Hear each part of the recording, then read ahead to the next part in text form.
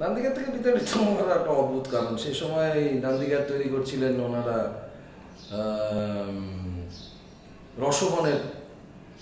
রসমন তৈরি হচ্ছিল। আমি যে সময় নান্দিঘাটের সুযোগ পাই,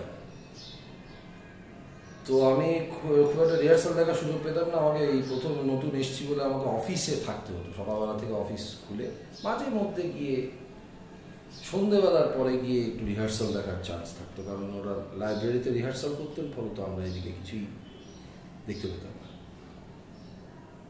যারা কলসো এসেছিল, যে কলসোটাতে খাতার মধ্যে কিচ্ছু লেখা ছিল না, কে কোথায় ব্যস্ত, কি ব্যস্ত না ব্যস্ত সব লেখা ছিল না।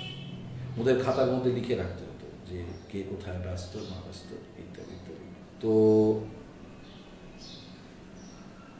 ফলত কিছুই লেখা ছিল না, কিন্তু পরে জানা গেল যে অনেকেই ব্যস্ত, অথচ কলসো নেওয়া হয়ে গেছে।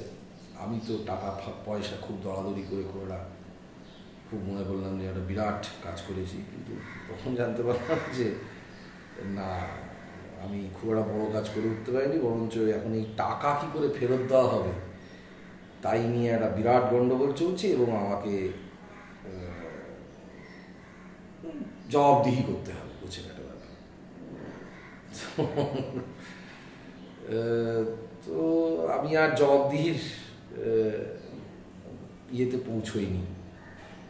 আমি না পৌঁছে আমি আর যাইনি আর কি। এই নান্দিঘাটের সূত্রে আমার নান্দিঘাটে থাকার সুযোগ আমার ওইটুকুই হয়েছে। আর এইটা শুনে একটা জিনিস মনে আসছে, সেটা হচ্ছে যে এই রমাপ্রসাদ বণিকও আমার তাড়িয়ে দিয়েছিলেন। রমাপ্রসাদ বণিক তাড়িয়ে দেওয়ার পেছনে একদম কারণটা ছিল হচ্ছে যে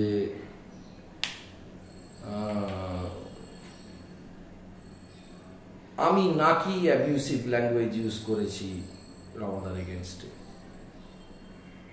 সেই জন্য সেই জন্য